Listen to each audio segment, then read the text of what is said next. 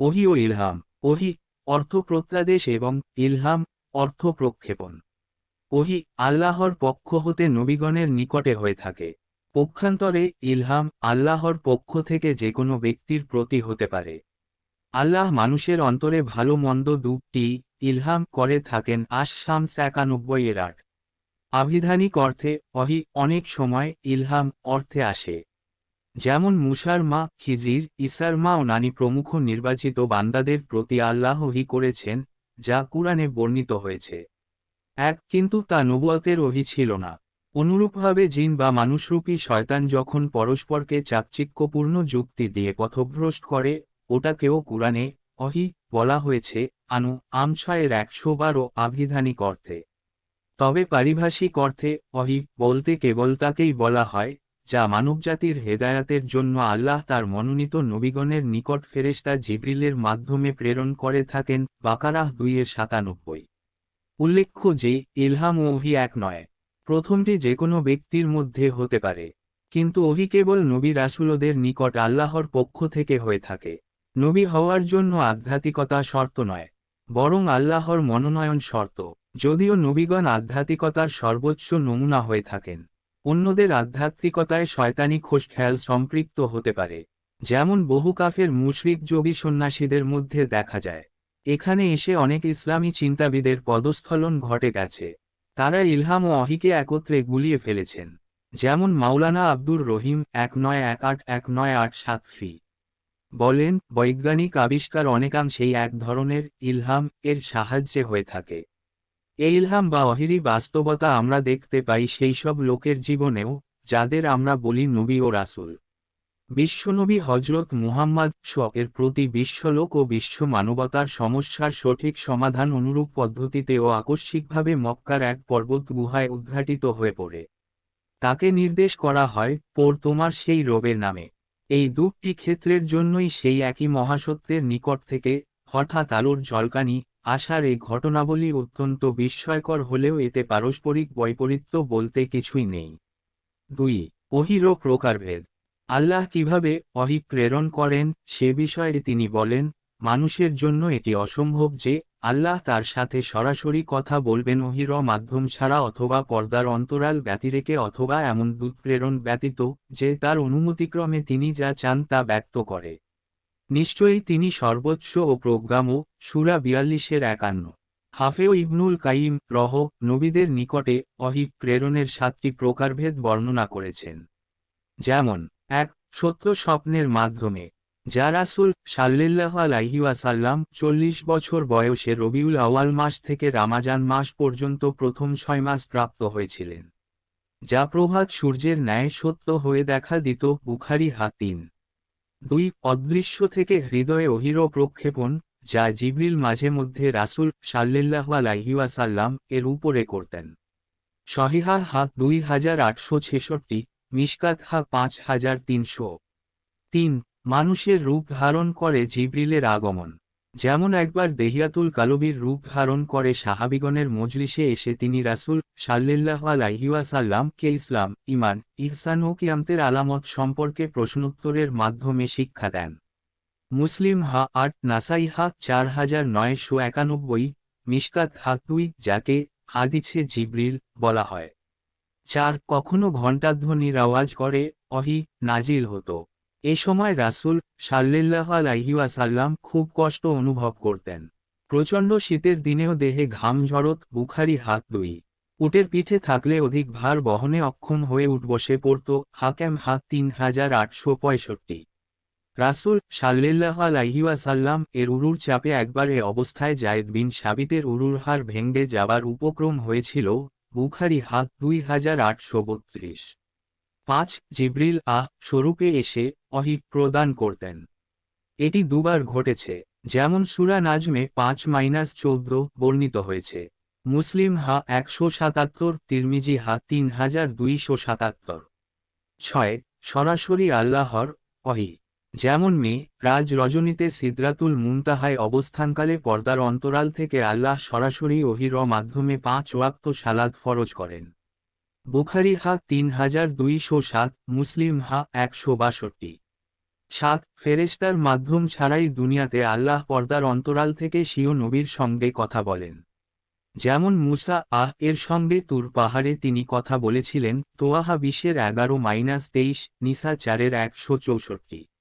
অনেকে অষ্টম আরেকটি ধারা বলেছেন যে কোনরূপ পর্দা ছাড়াই দুনিয়াতে আল্লাহ তার সাথে সরাসরি কথা বলেছেন। এটি প্রমাণিত নয়।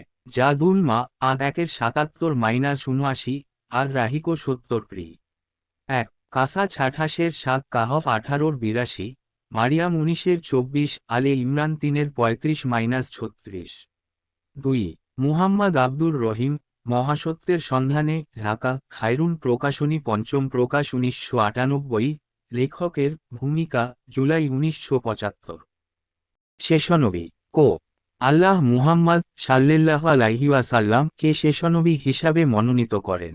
তিনি মুহাম্মদ তোমাদের কোন ব্যক্তির পিতা নন, বরং তিনি আল্লাহর রাসূল ও শেষনবী।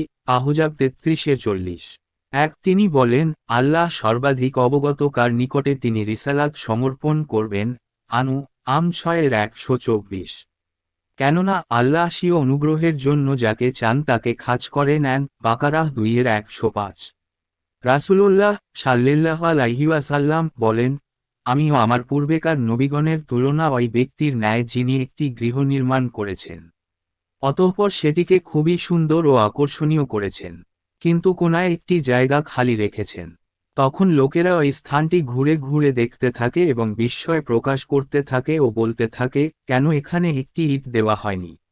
রাসূল সাল্লাল্লাহু আলাইহি ওয়াসাল্লাম বলেন, আমিই সেই ইট এবং আমিই শেষনবী।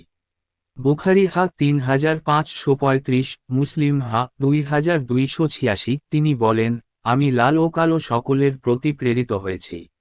অন্য নবীগণ নির্দিষ্টভাবে স্ব-স্ব-গোত্রের জন্য প্রেরিত হয়েছেন, কিন্তু আমি মানবজাতির সকলের জন্য প্রেরিত হয়েছি। বুখারী 335, মুসলিম 521, মিশকাত 5747। আল্লাহ বলেন, আমি তোমাকে পুরা মানবজাতির প্রতি প্রেরণ করেছি। সাবা 34-28 অত্র আয়াতের ব্যাখ্যায় ইবনু আব্বাস বলেন, অতঃপর আল্লাহ তাকে জিন ও ইনসানের প্রতি প্রেরণ করেন। মিশকাত 5773। আবু হুরায়রা বর্ণিত অন্য হাদিসে রাসূলুল্লাহ সাল্লাল্লাহু আলাইহি ওয়াসাল্লাম বলেন, আমাকে পুরা সৃষ্টি জগতের প্রতি প্রেরণ করা হয়েছে এবং আমাকে দিয়েই নবীদের সিলসিলা সমাপ্ত করা হয়েছে। মুসলিম 523, মিশকাত 5748। বর্তমান পৃথিবীর সকল জিন ও ইনসান শেষনবী মুহাম্মদ সাল্লাল্লাহু আলাইহি ওয়াসাল্লাম এর উম্মত। যারা তার দিন কবুল করেছে তারা হলো উম্মাতুল ইজাবাহ, অর্থাৎ মুসলিম। আর যারা তার দিন কবুল করেনি তারা হলো উম্মাতুদ্দা অর্থাৎ কাফির মুশরিকগণ, যাদেরকে ইসলামের দিকে দাওয়াত দিতে হবে। যেহেতু আর কোন শরীআত নিয়ে আর কোন নবী আসবেন না, সে কারণ কিয়ামত পর্যন্ত সকল জিন ইনসান শেষনবী মুহাম্মদ সাল্লাল্লাহু আলাইহি ওয়াসাল্লাম এর উম্মত। মুসলমানের কর্তব্য হল শেষনবী সাল্লাল্লাহু আলাইহি ওয়াসাল্লাম এর আনিত ইসলামী শরীআত নিজেরা মেনে চলা এবং দুনিয়াবাসীকে তা মেনে চলার আহ্বান জানানো। কেননা হযরত আবু হুরায়রা বলেন, রাসূলুল্লাহ সাল্লাল্লাহু আলাইহি ওয়াসাল্লাম ইরশাদ করেছেন, যার হাতে মুহাম্মাদের জীবন তার কসম করে বলছি, ইহুদি হইক বা নাসারা হইক এই উম্মতের যে কেউ আমার আগমনের খবর শুনেছে অতঃপর মৃত্যুবরণ করেছে, অথচ আমি যা নিয়ে প্রেরিত হয়েছি তার উপরে ঈমান আনেনি, সে ব্যক্তি অবশ্যই জাহান্নামী হবে। মুসলিম 153, মিশকাত 10। মূলত খতমে নবুয়তের আকীদার মধ্যেই বিশ্ব মুসলিম ও বিশ্ব মানবতার ঐক্য ও অগ্রগতি নির্ভর করে। এই ঐক্য বিনষ্ট করার জন্য শয়তান শুরু থেকেই চেষ্টা চালিয়েছে এবং এখনও চালিয়ে যাচ্ছে। এ বিষয়ে রাসূলুল্লাহ সাল্লাল্লাহু আলাইহি ওয়াসাল্লাম উম্মতকে সাবধান করে বলেন, অতদিন কিয়ামত হবে না যতদিন না আমার উম্মতের কিছু গোত্র মুশরিকদের সঙ্গে মিশে যাবে এবং মূর্তি পূজা করবে। আর সত্তর আমার উম্মতের মধ্যে 30 জন মিথ্যাবাদীর জন্ম হবে, যাদের প্রত্যেকে ধারণা করবে যে সে নবী অথচ আমি শেষনবী, আমার পরে কোন নবী নেই। আর আমার উম্মতের মধ্যে চিরদিন একটি দল হকের উপরে বিজয়ী থাকবে, বিরোধীরা তাদের কোন ক্ষতি করতে পারবে না। এভাবেই আল্লাহর নির্দেশ কিয়ামত এসে যাবে। আবু দাউদ 4252। রাসূল সাল্লাল্লাহু আলাইহি ওয়াসাল্লাম এর জীবদ্দশায় ছান আর আসওয়াদ আনাসি ও ইয়ামামার মুসাইলামা কাজ্জাব, মুসলিম হাক 2274, এবং তার মৃত্যুর পরে আরও কয়েকজন সহ এ যুগে মির্জা গোলাম আহমদ কাদিয়ানী 18391908 তাদের অন্যতম। খ। নবীগণের অঙ্গীকার। আখেরি নবীর প্রতি ঈমান আনা ও তাকে সর্বতোভাবে সাহায্য করার জন্য পূর্বেই আল্লাহ নবীগণের নিকট থেকে অঙ্গীকার নিয়েছিলেন। যেমন তিনি বলেন, আর যখন আল্লাহ নবীগণের নিকট থেকে অঙ্গীকার নিলেন এই মর্মে যে, আমি তোমাদের কিতাব ও হিকমত যা দান করেছি, এরপরে যদি কোন রাসূল আসেন, যিনি তোমাদেরকে প্রদত্ত কিতাবের সত্যায়ন করবেন, তাহলে অবশ্যই তোমরা তার প্রতি ঈমান আনবে এবং অবশ্যই তাকে সাহায্য করবে। তিনি বললেন, তোমরা কি এতে স্বীকৃতি দিচ্ছ এবং তোমাদের স্বীকৃতির উপর আমার অঙ্গীকার নিচ্ছ? তারা বলল, আমরা স্বীকৃতি দিলাম। তিনি বললেন, তাহলে তোমরা সাক্ষী থাক এবং আমিও তোমাদের সাথে অন্যতম সাক্ষী রইলাম। আলে ইমরান 3-81। 2। গ। আহলে কিতাব পণ্ডিত। আহলে কিতাব পণ্ডিতদের অঙ্গীকার। আহলে কিতাব পণ্ডিতগণের নিকট থেকে অঙ্গীকার নেওয়া হয় এই মর্মে যে, তারা যেন সত্য গোপন না করে এবং শেষনবী মুহাম্মদ সাল্লাল্লাহু আলাইহি ওয়াসাল্লাম এর আগমন ও তার প্রতি ঈমান আনার বিষয়টি লোকদের নিকট প্রকাশ করে। যেমন আল্লাহ বলেন, আর আল্লাহ যখন আহলে কিতাবদের নিকট থেকে অঙ্গীকার নিলেন যে, তোমরা অবশ্যই শেষনবী মুহাম্মাদের আগমন ও তার উপর ঈমান আনার বিষয়টি লোকদের নিকট বর্ণনা করবে এবং তা গোপন করবে না। অতঃপর তারা তা পশ্চাতে নিক্ষেপ করল এবং গোপন করার বিনিময়ে তা স্বল্পমূল্যে বিক্রয় করল। কতই না নিকৃষ্ট তাদের ক্রয় বিক্রয়। আলে ইমরান 3-187। ইবনু কাসির বলেন, অত্র আয়াতে ইরিদি নাসারা পণ্ডিতদের ধমক দেওয়া হয়েছে ও ধিক্কার জানানো হয়েছে এ কারণে যে, তারা নিকৃষ্ট দুনিয়াবী স্বার্থে পূর্বেকার সেই অঙ্গীকার ভুলে গেছে এবং লোকদের নিকট উক্ত অঙ্গীকারের কথা চেপে গেছে। এই অঙ্গীকারের কথা তাদের নবীগণের মাধ্যমে তাদের ধর্মনেতাদের জানিয়ে দেওয়া হয়। কতই না নিকৃষ্ট ছিল তাদের হাতের উপর হাত রাখা এবং কতই না নিকৃষ্ট ছিল তাদের বায়আত গ্রহণ করা।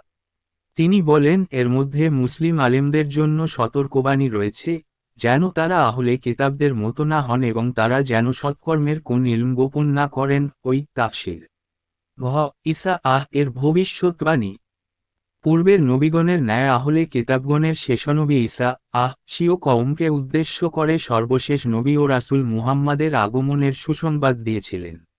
যেমন আল্লাহ বলেন, স্মরণ কর যখন মরিয়মতনয়া ঈসা বলেছিল, হে বনু ইসরাইলগণ, আমি তোমাদের প্রতি আল্লাহর প্রেরিত রাসূল, আমার পূর্ববর্তী তওরাতের আমি সত্যায়নকারী এবং আমি এমন একজন রাসূল এর সুসংবাদ দানকারী, যিনি আমার পরে আগমন করবেন, তার নাম হবে আহমাদ। অতঃপর যখন তিনি তাদের নিকট স্পষ্ট নিদর্শনাবলী সহ আগমন করলেন, তখন তারা বলল, এটা তো প্রকাশ্য জাদু মাত্র। 6:61-6। তাওরাত ও ইনজিলে ভবিষ্যৎ।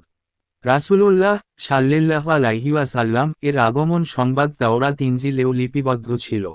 যেমন আল্লাহ বলেন, এই কল্যাণ কেবল তাদেরই প্রাপ্য যারা এই রাসূলের আনুগত্য করে যিনি নিরক্ষর নবী, যার বিষয়ে তারা তাদের কিতাব তাওরাত ও ইনজিলে লিপিবদ্ধ পেয়েছে। আরাফ 7-157। সে কারণ তার আগমন বিষয়ে ইরিদি নাসারা পণ্ডিতগণ আগেভাগেই জানতেন। বাকারাহ 2-89। তারা তাকে চিনতেন যেমন নিজের সন্তানদের তারা চিনতেন। বাকারাহ 2-146। ইবনু হিশাম 1-204। আহলে কিতাবগণের প্রতীক্ষিত। মক্কায় ওরাকা বিন নওফাল, শামে বাহিরা প্রমুখ পণ্ডিতগণ তাকে দেখেই চিনতে পেরেছিলেন। সে কারণ হাবশার সম্রাট নাজাশী, রোম সম্রাট হিরাক্লিয়াস ও মিশররাজ মুকাউকিস সকলেই তাকে সসম্মানে গ্রহণ করেছিলেন, যারা সবাই খ্রিস্টান ছিলেন। শেষনবীর সন্ধানেই সুদূর পারস্যের ইস্ফাহান হতে অগ্নিপূজক সালমান ফারেসি খ্রিস্টান পাদ্রীদের কাছে শুনে দীর্ঘদিন সন্ধান শেষে মদিনায় এসে রাসূলুল্লাহ সাল্লাল্লাহু আলাইহি ওয়াসাল্লাম এর নিকট প্রথম হিজরিতে ইসলাম কবুল করেন।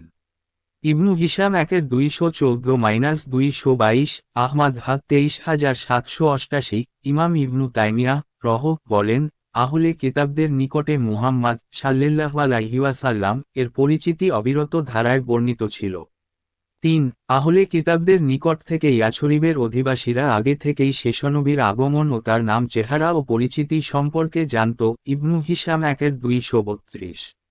এমনকি তারা শেষনবীর আগমনের পর তাকে সাথে নিয়ে অবাধ্য ইয়াছরেবিদের উপর জয়লাভ করবে ও তাদের হত্যা করবে বলে হুমকি দিত।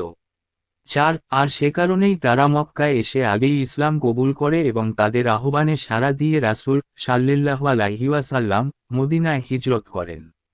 তাদের উক্ত আকাঙ্ক্ষার বিষয়টি প্রকাশ করে আল্লাহ বলেন, আর যখন তাদের কাছে আল্লাহর পক্ষ হতে কিতাব কুরআন এসে গেল, যা সত্যায়নকারী ছিল তওরাত ইনজিলের, যা তাদের কাছে রয়েছে।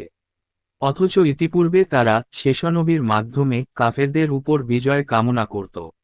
অবশেষে যখন তাদের নিকট পরিচিত সেই কিতাব কুরআন এসে গেল তারা তাকে অস্বীকার করল। অতএব কাফেরদের উপরে আল্লাহর অভিসম্পাত বাকারাহ 2:89। এক্ষণে আমরা রাসূল সাল্লাল্লাহু আলাইহি ওয়াসাল্লাম এর দীর্ঘ 23 বছরের নবুয়তি জীবন বিবৃত করব, যার মধ্যে মাক্কি জীবনের 13 বছর ছিল নিরবচ্ছিন্নভাবে দাওয়াতি জীবন এবং শেষ 10 বছরের মাদানী জীবন ছিল তাওহীদ ভিত্তিক সমাজ গঠনের জন্য দাওয়াত ও জিহাদের সমন্বিত কষ্টকর জীবন। 1. পালিত পুত্র যায়েদ বিন হারেছানহর তালাকপ্রাপ্তা স্ত্রী জয়নাব বিনতে জাহশকে আল্লাহর হুকুমে বিয়ে করার পর কাফির ও মুনাফিকদের অপপ্রচারের প্রতিবাদে অত্র আয়াত নাজিল হয়। এর মাধ্যমে যায়েদ বিন হারেছাকে যায়েদ বিন মুহাম্মাদ বলতে নিষেধ করা হয়। ইবনু কাছির তাফসির সূরা আহজাব 40 আয়াত। দুর্ভাগ্য এটি এখন আতিদের নিকট মিলাদের আয়াতে পরিণত হয়েছে। শুরুর থার্ড ব্র্যাকেট